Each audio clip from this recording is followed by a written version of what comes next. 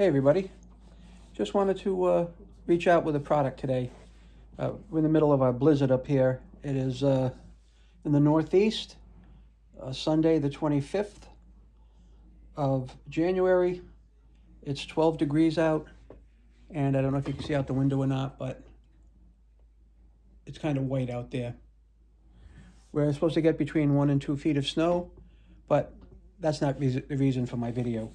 As a grandparent, you have the little ones around. We currently have a 10-month-old granddaughter, and she's starting to move all over the place, and she's getting very inquisitive.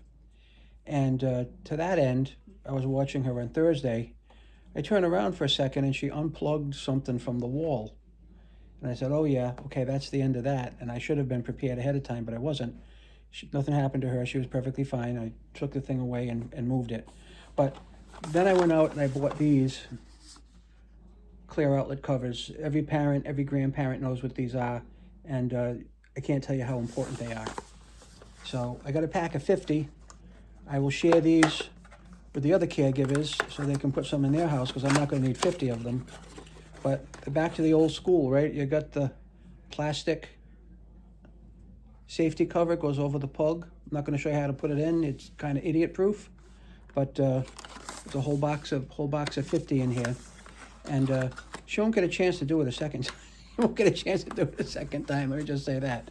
For those of you that like to take a look at the box,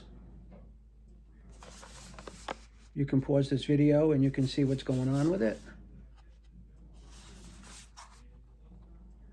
I will put a link in the description below, but make sure your house is protected when the little ones are over.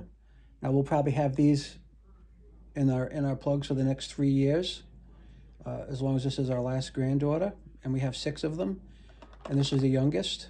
So just a public service announcement.